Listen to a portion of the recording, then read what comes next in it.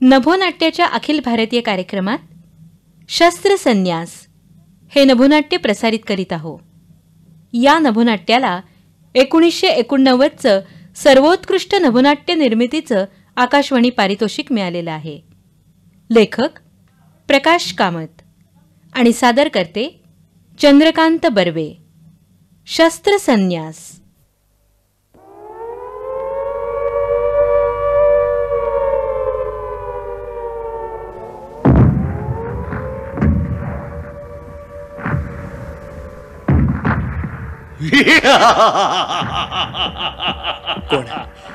कोण आलंय ते? तुम्ही बोलत का नाही? तुम्ही नुसते हसता का? सांगा, कोण आहात तुम्ही? सांगा. बेटा वर्तमाना. होय, मी वर्तमान काळ आहे, पण तुम्ही तुमचं नाव का नाही सांगत मला? मी भूतकाळ, तुझा तात. तात? इतक्या दूर उभे राहू नका, माझ्या जवळ या. तात, मला खूप खूप भीती वाटते हो. बेटा, असं घाबरून कसं चालेल? वर्तमाना, तुला डोळे मिटून घेता येणार नाहीत किंवा तू कानावर हात ठेवलेस तरी सुद्धा हे युद्ध थांबणार नाही. तात, इतकी भयंकर युद्ध हा बुद्धिमान मानव करतो तरी कशासाठी? कारण युद्धातील विजयामुळेच निर्माण होत असतात राज्य. मिळत असते जगन्मान्यता राजांच्या, सत्ताधीशांच्या सामर्थ्याला. बेटा वर्तमाना, मी पाहिलेत अशाच युद्धातून निर्माण झालेले राजे, महाराजे आणि चक्रवर्ती देखील. तात, श्रेष्ठत्व सिद्ध करण्यासाठी लढाई हा एकच मार्ग आहे का? कारण दुसरा मार्ग शोधण्याचा प्रयत्न कोणाही राजानं केला नाही. तात, पण या युद्धांना कारण झाले साम्राज्यवादी, समाजवादी, लोकशाहीवादी आणि धार्मिक सत्ताधारी सुद्धा. बेटा वर्तमाना, अरे हे युद्ध कुणाही लोकनेत्याला टाळता आलं नाही, कुणाही महाराजाला चुकवता आलं नाही आणि कुणाही सम्राटाला. थांबलात का तात? एक सम्राट मात्र वेगळा ठरला. कोण होता तो? आजपासून सुमारे 2300 वर्षापूर्वी भारतवर्षात एक सम्राट होऊन गेला.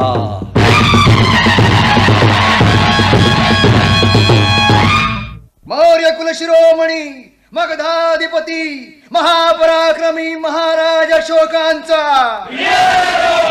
सम्राट अशोकांचा, महाराज अशोकांचा.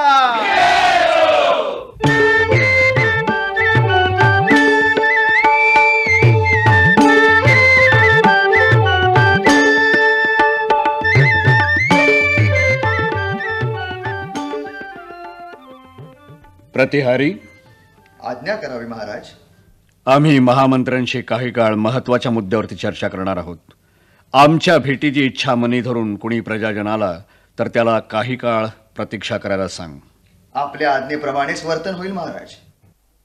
महामंत्री, आज्ञा करावी महाराज. काही चुकलं का? आपण कधी चुकता महामंत्री? आणि चुकलात तरी आपल्या चुका दाखवण्याचा अधिकार आम्हाला नाही.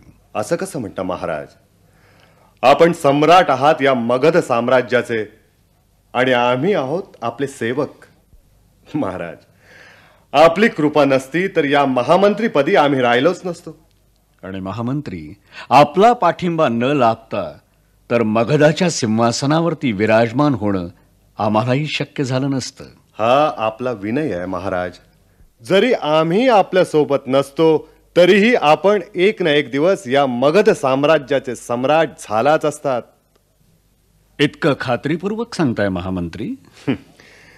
महाराज, आपल्या जन्मापासून पाहतोय आम्ही आपल्याला.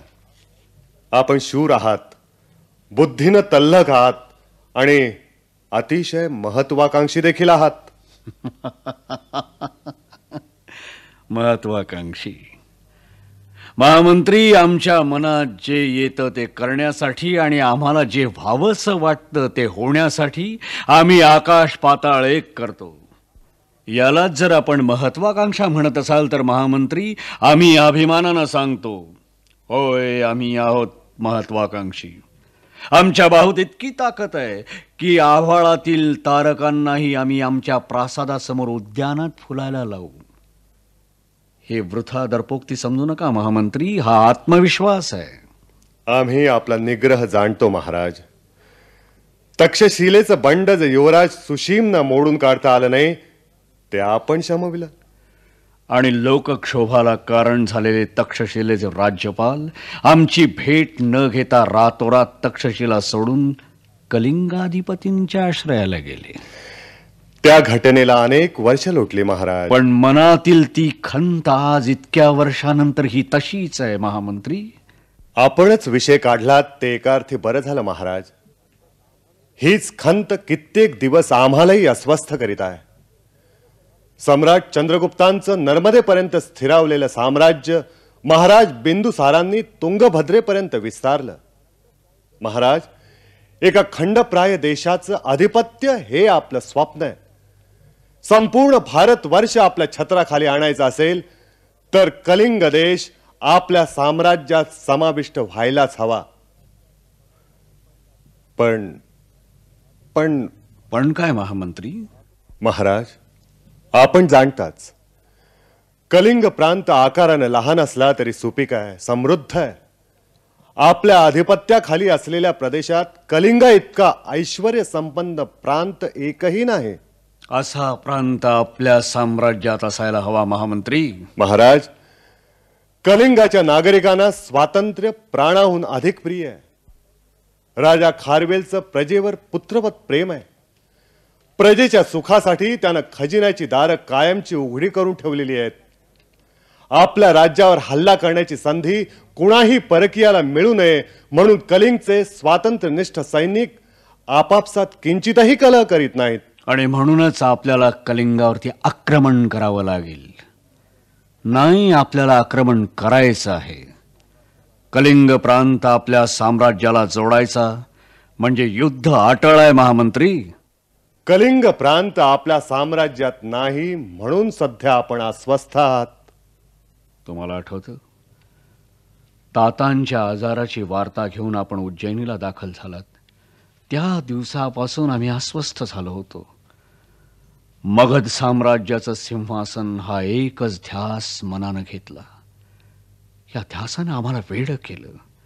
दिवस रात्र मनात एकच विचार यायचा, काहीही करून सिंहासनारूढ व्हायचं. या विचारानं आमची निद्रा सरून गेली होती. अस्वस्थतेत सारा दिवस जायचा. रात्र सुरू व्हायची. शयनगृहात महाराणी विदिशा देवी सोबत असतानाही मनातील अस्वस्थता अधिक दाट होत जायची, अधिक दाट होत जायची. मध्यरात्र झाली स्वामी. क्षणभर स्वस्थपणे बसणंही झालं नाही महाराजांचं. मनातील अस्वस्थतेचं कारण कळेल का दासीला? अस्वस्थता? कसली अस्वस्थता? स्वामी, अगदी खरं खरं सांगायचं. काय ते देवी? पाटलीपुत्रहून मंत्री महोदय उज्जैनीत येऊन दाखल झाल्यापासूनच स्वामींचं कशावर लक्ष लागेन असं झालंय. खरं ना? देवी, आपल्यापासून काही लपवणं आम्हाला शक्य नाही. आपण म्हणालात ते खरं आहे. राधा गुप्तांनी आणलेली वार्ता ऐकून आमची स्वस्थता सरून गेली. अशी कोणती वार्ता आणली आहे मंत्री महोदयांनी? दिवसेंदिवस तातांची प्रकृती खालावत जाते. गेले काही दिवस ते आपल्या मालाबाहेर पडलेले नाहीत. अशा समयी मामंजींची सेवा करण्यासाठी स्वामींनी पाटलीपुत्रला असायला हवं. पण इथल्या कामाचा व्याप पाहता आपल्याला जास्त काळ पाटलीपुत्रला थांबणं शक्य होईल असं वाटत नाही. उज्जैनीच्या राज्यपाल पदाची धुरा मामंजींनीच आपल्यावर विश्वासून सोपवली आहे. तेव्हा निदान मामंजींना भेटून आपण परत यावं असं आम्हाला वाटतंय. पाटलीपुत्राला जाऊन परत उज्जैनीला परतायचं म्हणजे पाटलीपुत्रलाच थांबायचा आपला विचार आहे की काय? देवी, मगधाच्या सम्राटाला राजधानी पाटलीपुत्रलाच राहावं लागतं. मगधचे सम्राट? या समयी सुशीम दादाही पाटलीपुत्रात नाही. तातानीच त्याला तक्षशिलेला पाठवलंय. तात या व्याधीतून वाचत नाहीत असं राधागुप्ताचं म्हणणं आहे. नेमकी ही संधी आम्ही साधायला हवी असंही त्यांनी सुचवलंय. पाटलीपुत्राला जाऊन सिंहासनावरती स्थानापन्न व्हायचं की तातांच्या भेटीसाठी नव्हे तर सिंहासनाची अभिलाषा धरून आपण पाटलीपुत्रला निघाला आहात? थोडा जरी विलंब झाला तरी आयती चालून आलेली सुवर्ण संधी निसटून जाईल. देवी, उद्या प्रातःकाळीच पाटलीपुत्राकडे निघायचं आम्ही ठरवलेलं आहे. आपल्या स्वप्नांच्या आणि ध्येयाच्या आड आम्ही येणार नाही. पण स्वामी, काय म्हणताय देवी? सुशीम भाऊजी मगध साम्राज्याचे ज्येष्ठ युवराज. मामंजींनंतर मगध साम्राज्याच्या सिंहासनावर बसण्याचा हक्क भाऊजींचा असताना सम्राट बनण्यासाठी जन्माचं मोठेपण पुरत नसतं. त्यासाठी वेगळी योग्यता असावी लागते. देवी, ती योग्यता फक्त आमच्यापाशी आहे. नव्हे, आम्ही ती सिद्ध केली आहे. तक्षशिलेचं बंड युवराज सुशीमनं नव्हे तर दासी पुत्र म्हणून हिणवल्या गेलेल्या आम्ही या अशोकानं शमवलंय ते. पण आपल्या योग्यतेकडं मामंजींनी दुर्लक्ष केलं तर आम्हाला आमची योग्यता पुन्हा एकदा सिद्ध करावी लागेल. आमच्या सामर्थ्याचं दर्शन घडवण्यासाठी प्रसंगी युवराज सुशीमशी सुद्धा युद्ध करावं लागेल. भाऊजींची युद्ध? या समयी ते आमचे बंधू नसतील तर ते असतील प्रतिस्पर्धी. सम्राट पद मिळवायचं म्हणजे प्रतिस्पर्धी नष्ट करायलाच हवीत. स्वतःच्या बंधूंचा बळी घेऊन आपण सिंहासनारूढ होणार? मगधाचं सम्राट पद हे आमचं स्वप्न आहे, ध्येय आहे. आमच्या ध्येयाआड येणाऱ्याला दूर करताना आम्ही कसलीही क्षिती बाळगणार नाही. सुशीम भाऊजींच्या आहुतीनं? देवी, सुशीमनं विरोध केला नाही तर काहीही होणार नाही. मात्र तो आमच्या वाटेत आडवा आला तर युद्धाशिवाय आम्हाला पर्याय उरणार नाही. आणि युद्ध म्हटलं की कोणाची तरी आहुती पडायचीच. स्वामी, बालपणापासून आमच्यावर बुद्धांच्या शिकवणीचे संस्कार झाले आहेत. त्यामुळे हिंसा शब्द ऐकताच कायेला कंप फुटतो. आजवर मृगयेतील आनंदासाठी आपण अनेक प्राण्यांचे बळी घेतले. धर्मपत्नीच्या नात्यानंही आम्ही आपल्याला कधी थांबवलं नाही की विरोध केला नाही. पण आज आपण स्वतःच्या बंधूचाच वध करायला? विनाकारण कुणाची हत्या करणं आम्हालाही आवडत नाही. पण परिस्थितीच तशी आली तर? नाही महाराज, असं करू नका. आपल्याच माणसाच्या मृत्यूला कारण होऊ नका. आम्ही हात जोडतो, पाया पडतो. पण कुणाची हत्या करू नका. महाराज, युद्ध टाळा, संहार टाळा. आपल्या धर्मपत्नीची विनंती लाथाडू नका महाराज. महाराज, महाराज. उज्जैनीहून निघेपर्यंत देवी विदिशा आम्हाला समजवीत होत्या, आमची विनवणी करत होत्या. पण पाटलीपुत्राला पोहोचताच आम्ही जे करायचं तेच केलं. प्रत्येक घटना अगदी जशीच्या तशी आठवते आम्हाला महाराज. बिंदुसार महाराजांचं निधन, आपलं राज्यारोहण, सुशीम कुमारांचं बंड आणि आपला पराक्रम देखील. आमचा आणखीन एक पराक्रम पाहायचा आहे आपल्याला महामंत्री. होय महाराज. कलिंग देशाची बित्तम बातमी आणण्यासाठी आजच आपले गुप्तचर कलिंग देशाच्या दिशेने रवाना होतील. कलिंग प्रांत आमच्या राज्यात समाविष्ट करून पितामह चंद्रगुप्त महाराज आणि तात बिंदुसार महाराज यांच्याहून समर्थ सम्राट होण्याची आमची अभिलाषा आहे, महत्वाकांक्षा आहे. आणि तुम्ही जाणताच महामंत्री, सम्राट अशोक जे योजतात ते करून दाखवतात.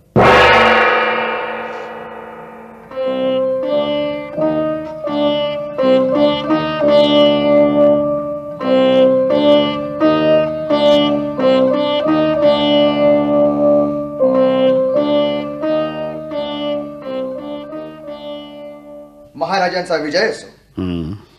महाराज, काही बौद्ध भिक्षू महालाच्या प्रवेशद्वारी थांबलेत. काय हवंय त्यांना? आपली भेट.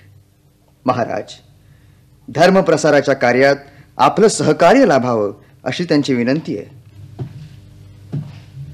सम्राटांचा विजय असो. या सेनाधिपती. सेवक आपल्याला प्रणाम करीत आहे महाराज. प्रतिहारी. आज्ञा महाराज. भेटीसाठी उत्सुक असलेल्या भिक्षूंना काही काळ थांबायला सांग. आज्ञा शिरसावंदी महाराज. सेनापती, कलिंग देशी गेलेले गुप्तचर राजधानीत येऊन दाखल झाल्याचं आपल्या कानी आलं असेलच. होय महाराज, त्यांनी आणलेली माहिती आम्ही ऐकली. त्यावेळी महामात्यही आमच्या सोबत होते. सेनापती, कलिंगाचं युद्ध आणि विजय हा आमच्या प्रतिष्ठेचा प्रश्न आहे. या युद्धात विजयी ठरलो तर आमच्या पराक्रमाची कीर्ती अष्ट दिशांना पसरणार आहे. महाराज, कलिंग युद्धात आपण निश्चितच विजयी होणार हा सेनापतींचा शब्द आहे. मात्र काय? हो, म्हणजे आजपर्यंत कलिंगाच्या स्वातंत्र्यप्रिय सैनिकांनी परकीय आक्रमणाचा प्राणपणानं प्रतिकार केला आहे. कलिंग स्वामी स्वतः सैन्याचं नेतृत्व करतो, तेव्हा तर प्रत्येक सैनिक जळता निखारा बनतो. पण आपल्या सैन्यात देखील शूरवीरांची कमतरता नाही सेनाधिपती. ते कुणालाही नाकारता न येणारं सत्य आहे. पण महाराज, इतक्या लहान राज्याचं सैन्य मात्र खूपच मोठं वाटतंय. 60,000 पायदळ, 1,000 घोडदळ आणि गजदळातील 700 हत्ती भिंतीसारखे उभे करून राजा खारवेल कलिंग सीमेचं प्राणपणानं रक्षण करील. सेनापती, आपल्या 6 लाख पायदळ, 30,000 घोडदळ आणि 9,000 हत्तींपुढे कलिंगाचं सैन्य कसपटा समान आहे हे तर खरं ना? शत्रू सावध होण्यापूर्वी त्याच्यावरती हल्ला करणं ही युद्धनीती आपण जाणताच. आपला आदेश ध्यानी आला. महाराज, उद्या सूर्योदयापूर्वीच आपली चतुरंग सेना कलिंगाच्या दिशेनं मार्गक्रमण करील. आम्ही समरभूमीवर जातीनं हजर राहू. आमच्या हुकमाप्रमाणे सैन्य युद्ध करेल. तरीही रणांगणावर घडणारी प्रत्येक घटनेची वार्ता आमच्यापर्यंत पोहोचवण्याची व्यवस्था करा. आज्ञा मान्य महाराज. यथायोग्य तयारीसाठी आम्ही निरोप घ्यावा असं म्हणतोय. येतो महाराज. महाराजांचा विजय असो. महाराज, बौद्ध भिक्षू आपल्या अनुमतीची वाट पाहत आहेत. पाठव त्यांना आत.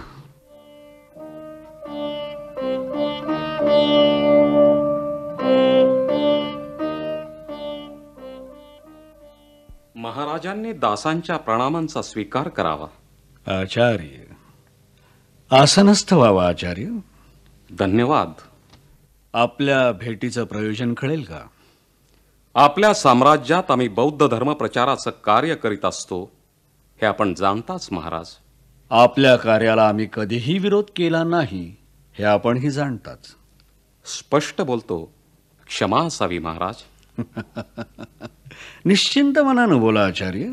महाराज, आपल्या राजधानीत रोज हजारो प्राण्यांची हत्या करण्यात येते. मौर्यांच्या प्रतिष्ठेला साजेसच कृत्य आहे ते. मृगेत वधिले जाणाऱ्या आणि यज्ञवेदीवर बळी देण्यात येणाऱ्या मुक्या प्राण्यांची संख्या ऐकून आमच्या मनी अस्वस्थता दाटून आली.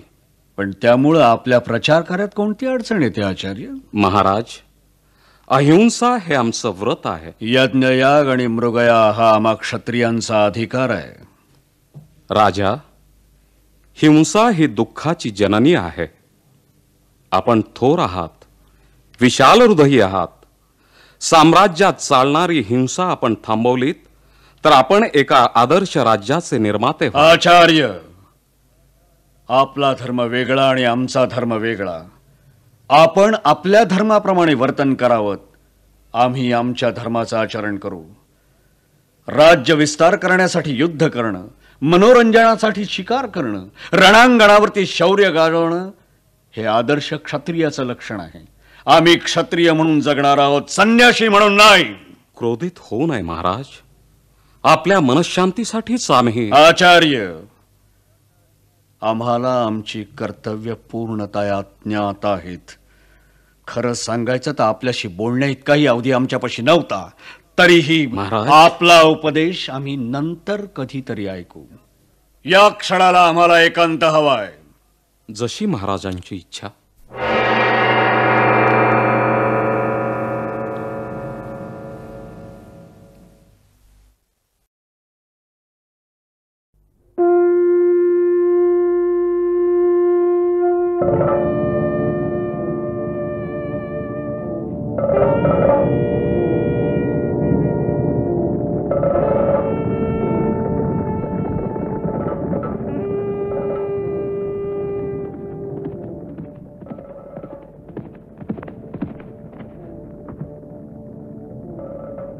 महाराजांचा विजय असो. सेनापतीने आदेश देताच आपल्या घोडदळातील सैनिकांच्या पहिल्या तुकडीने शत्रूच्या पायदळावर हल्ला चढवला. शत्रू सैन्याची फळी फोडून घोडेस्वारांनी मुसंडी मारली. सेनापतींचा आदेश योग्यच आहे.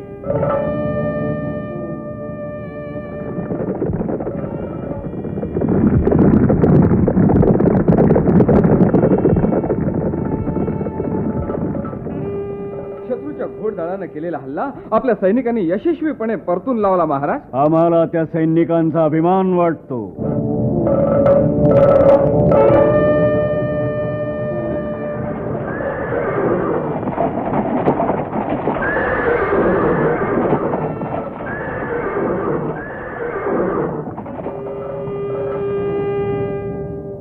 शत्रूच्या वीराने पराक्रमाची शर्थ केली. प्राणांची पर्वा न करता पुन्हा एकदा त्यांनी आपल्या घोडदळावर हल्ला चढवला. पण आपल्या सैनिकांनी तितक्याच त्वेषाने तो परतून लावला. शौर्यानं लढणाऱ्या सैनिकांना वीरश्री पदक बहाल केली जातील असं जाहीर करा.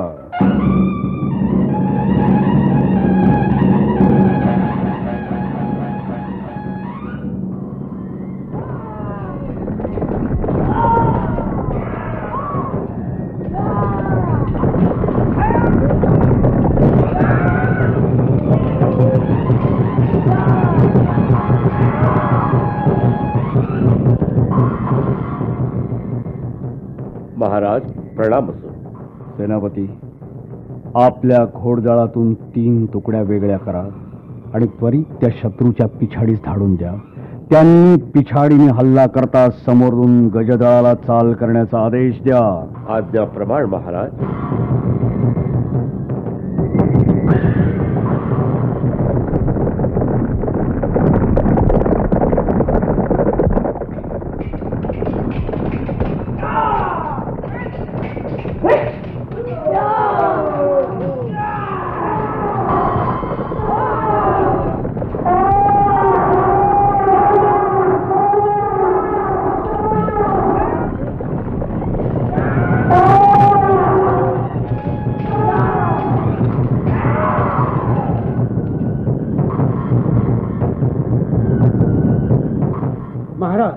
महाराज, आपला व्यूह योग्य ठरला.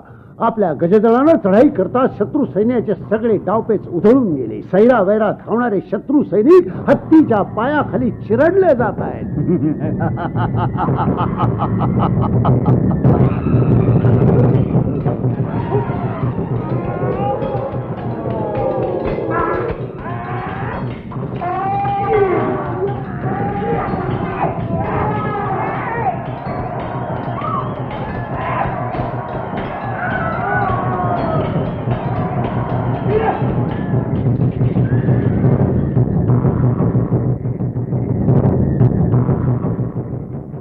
महाराज, कलिंगाच्या सैन्याला आपल्या सैनिकांनी चहूदिशाने घेरून टाकलंय. कलिंगाची सेना कोंडीत सापडली आहे. महाराज, मग आता कलिंगाधिपतींनी शरणागती पत्करावी हेच योग्य.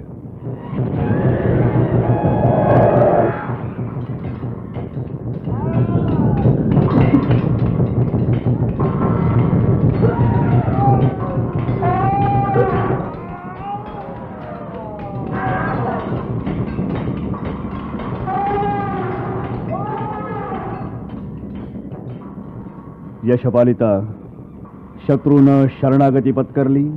नाही महाराज. शरीरात प्राण असेपर्यंत कलिंगाच्या स्वातंत्र्यासाठी लढा असा संदेश शत्रू सैन्यात पसरवला जात आहे.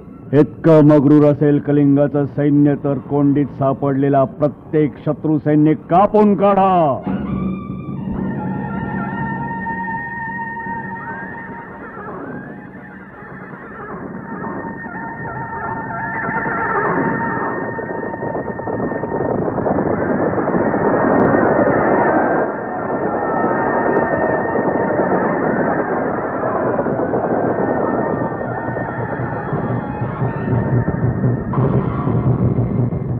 महाराज, आपली विजयी सेना राजधानी राजपूरच्या दिशेने दौडू लागली आहे.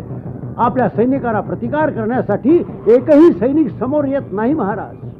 राजधानी ताब्यात घेणं हेच आमचं अंतिम ध्येय आहे. असा सैनिकांना आदेश द्या.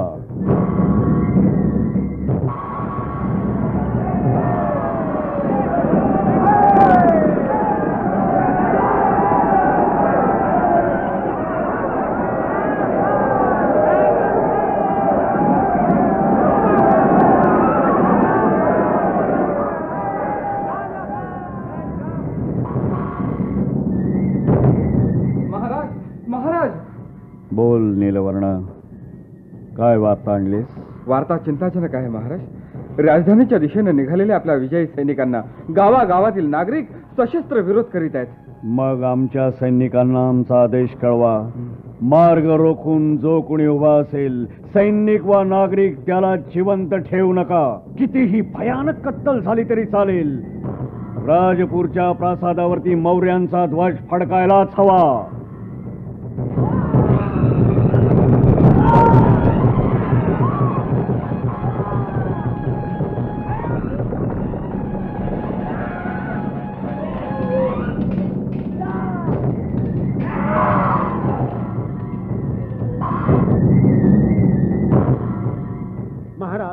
महाराज, प्रासादाच्या प्रवेशद्वारी कलिंग वीरांनी निकराचं युद्ध केलं.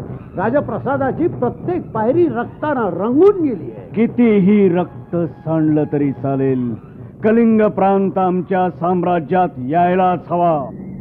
सूर्यास्तापूर्वी कलिंगाच्या राजप्रासादावरती मौर्यांचा ध्वज फडकायलाच हवा.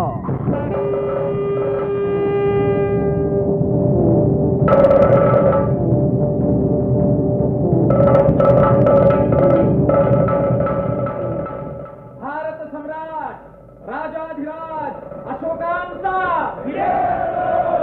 कलिंग कुलहंता पराक्रमसिंह अशोकांचा, राजराजेश्वर चक्रवर्ती अशोकांचा. महाराज, कलिंगाच्या राजप्रासादावर मौर्यांचा ध्वज फडकला. आपण विजयी झालात महाराज. शाबास सेनापती, शाबास, शाबास माझ्या वीरांनो.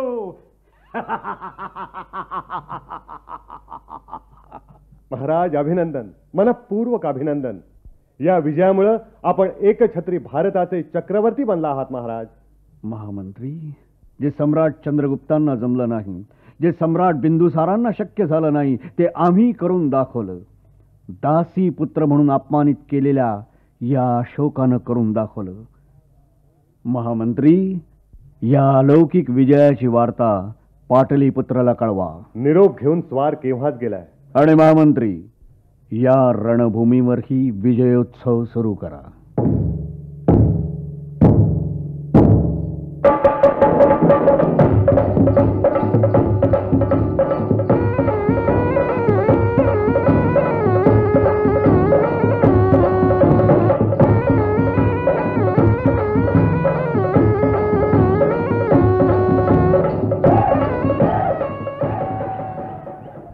चक्रवर्तींचा विजय असो, सेनाधिपतींचा विजय असो. कोण?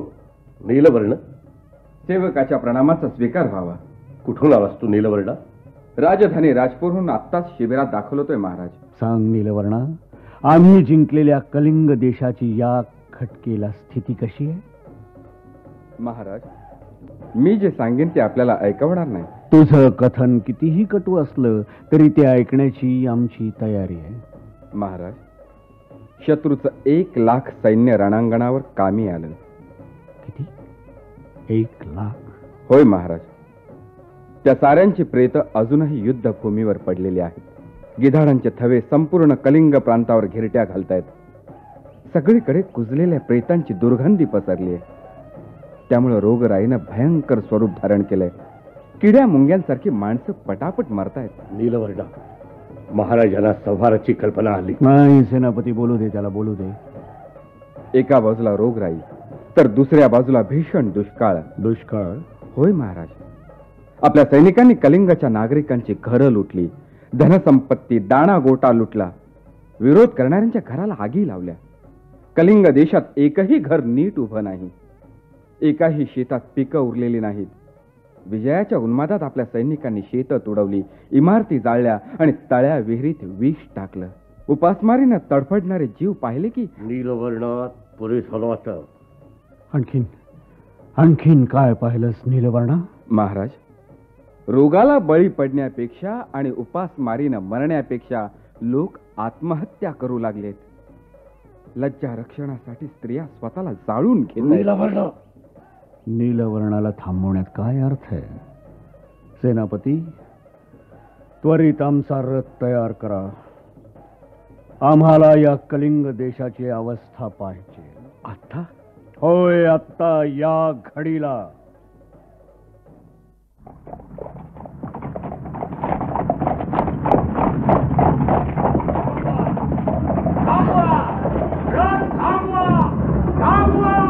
कृष्णसेना, रथ थांबव. कोण तू? तूच का तो चक्रवर्ती राजा? तूच का तो रक्त पिपासू सम्राट? का घेतलेस तू माझ्या पोरांचे बळी? तो नावावर फेरड्या. सेनाधिपती, त्याला बोलू देत. सम्राटा, साजरा कर तुझा विजयोत्सव. वाजव सिंग तुतार्या. राजा, नराधमा, आमच्या आयुष्याचा सत्यानाश केला तू. अरे, का मारलेस तू माझे चारही पुत्र? का प्याला त्यांचं रक्त साग? हो, तुला चक्रवर्ती व्हायचं होतं ना? चक्रवर्ती, चक्रवर्ती, तुझ्या ज्ञानातली ती तलवार उपस आणि माझाही प्राण घे आणि माझी सुटका कर या दुःखात. बाबा, माणसाच्या रक्ताला सोकावल्या नराधमा, तू कधीही सुखी होणार नाही. कृष्णसेना, रथ सुरू कर. रथ सुरू कर. कृष्णसेना, रथ त्या कड्याच्या दिशेने घे. नीलवर्णा, यशपालिका, कड्याच्या दिशेने धावणाऱ्या त्या स्त्रीला सावरा. जा. कोण तुम्ही?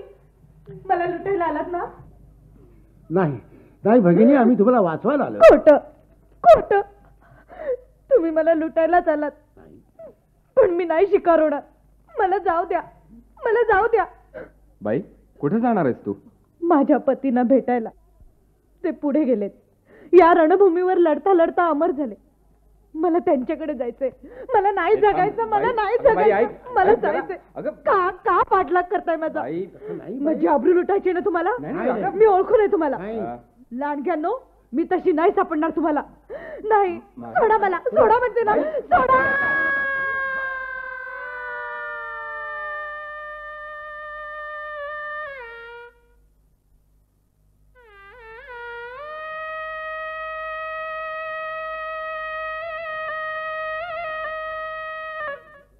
कृष्णसेना, त्वरित रथ युद्धभूमीपासून दूर नाही, शिबिराकडे दे. नाही सेनापती, आमच्या सैनिकांनी केलेला संहार पाहू देत आम्हाला डोळे भरून. पण महाराज. सेनापती, सेनापती, अशा या नरकपुरीत त्या तिथं कोण आहेत ती माणसं?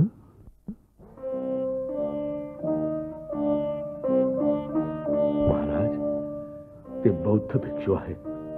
रणांगणावरील जखमी सैनिकांची सेवा करण्याचं काम त्यांनी हाती घेतलं. पण महाराज. बोला सेनापती. अनुमती असेल तर रथ शिबिराकडे वळवायला सांगतो. कृष्णसेना, रथ राजधानी राजपूरच्या दिशेने ने.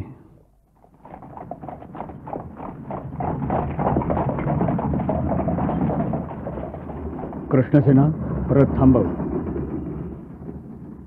आई, आई, बोल ना माझ्याशी, बोल ना आई.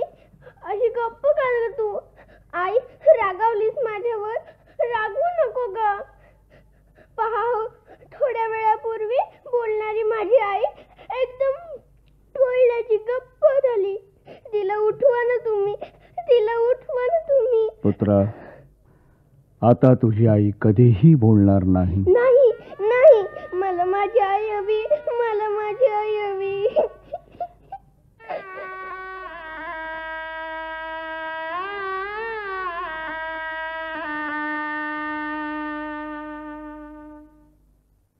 सेनापती, उद्ध्वस्त झालेल्या इमारतीपाशी तो कोण उभा आहे? बोलवा त्याला रथाजवळ. अहो अहो सद्ग्रस्त. कोण? मी? हा. कशाला बोलवलंय मला? काय शोधताय तुम्ही या उजाड माळरानावरती?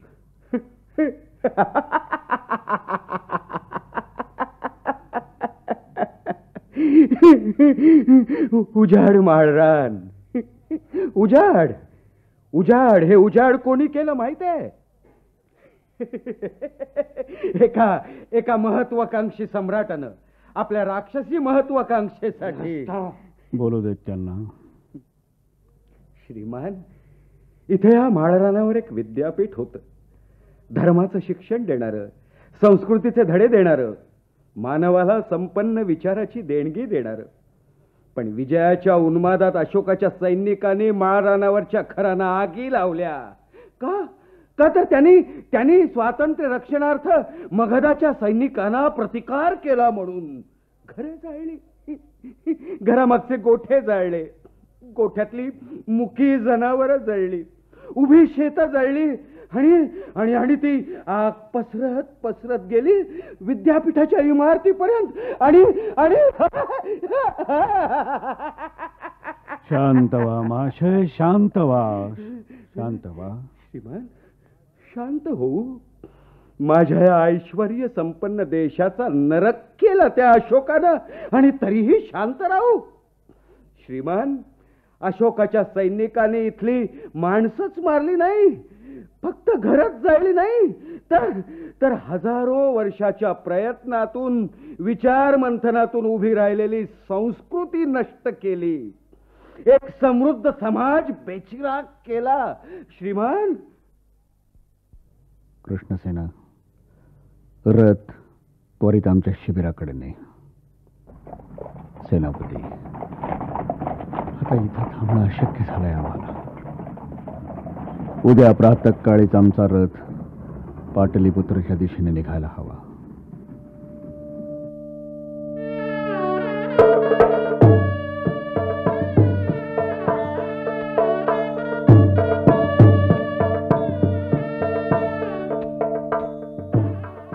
महाराज, पाहताय ना राजधानी पाटलीपुत्र कशी चैतन्यमय झाली आहे. ते घराघरावर तोरणं लागली आहेत, सगळीकडे दिव्याची आरास करण्यात आली आहे, नागरिक आनंदाने बेहोश झाले आहेत. महाराज, आपल्या यशानं कळस गाठलाय. कलिंगचा विजय आणि आपलं श्रेष्ठत्व हेच प्रजाजनांच्या आनंदाचं कारण आहे. महाराज, आनंद उत्सव. पाटलीपुत्र नगरीत आनंद उत्सव आणि तिकडे कलिंगात आक्रोश, किंकाळ्या आणि सुस्कारे. महामंत्री, कलिंग विजयानं आम्ही नेमकं काय मिळवलं? या विजयामुळे आपण चक्रवर्ती झाला आहात महाराज. चक्रवर्ती? या चक्रवर्ती पदासाठी करावी लागलेली कत्तल 1,00,000 सैनिकांची. लाखो वृद्ध मात्या पित्यांना आधारहीन करावं लागलं, आबाल वृद्धांना पोरकं करावं लागलं.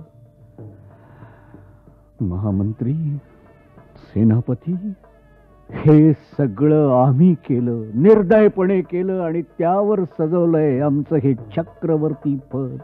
कलिंग विजयानंतर आपल्याकडून अपेक्षा आहे ती याहूनही मोठ्या विजयाची आणि साम्राज्य विस्ताराची.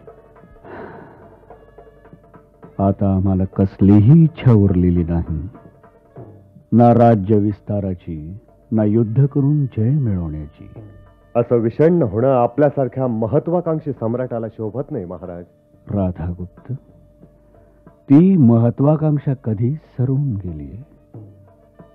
यापुढे संहाराला कारण होणारी युद्ध आम्ही कधीही करणार नाही. काय? हा चक्रवर्ती अशोक यापुढे कधीही युद्ध करणार नाही. इतकंच नाही तर हाती शस्त्रही घेणार नाही. हा चक्रवर्ती अशोक यापुढे कधीही युद्ध करणार नाही. इतकंच नाही तर हाती शस्त्रही घेणार नाही.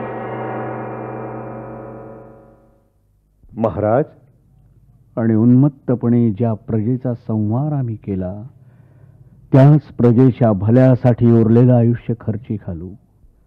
अहिंसेचा प्रचार करून शांतीचा संदेश घरोघरी पोचवू. राधागुप्त, आमच्या काळजात आग डोंब उसळलाय. आम्हाला मनशांती हवी. राधागुप्त, आम्हाला मनशांती हवी. काय पाहताय महाराज?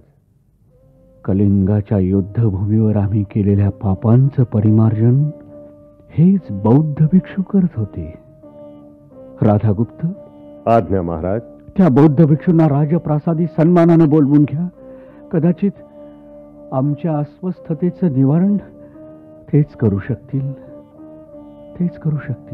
बुद्धं शरणं गच्छामि, धम्मं शरणं गच्छामि, संघं शरणं गच्छामि.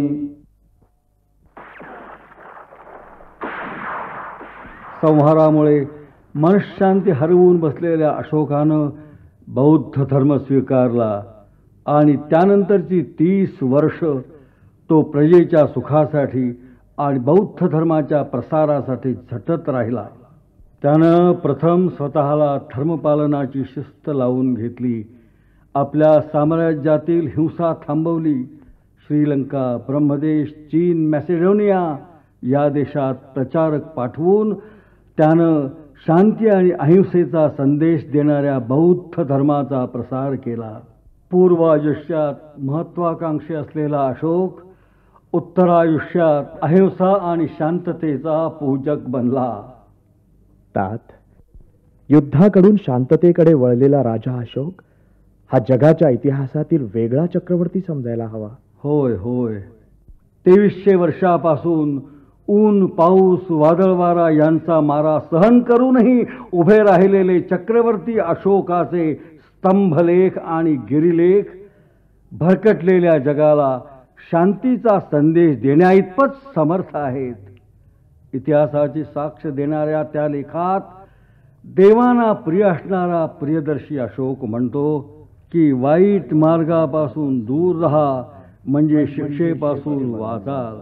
देवांचा प्रिय अशी इच्छा करतो की सर्व प्राणी मात्र संयमी, शांत, प्रसन्न राहावेत.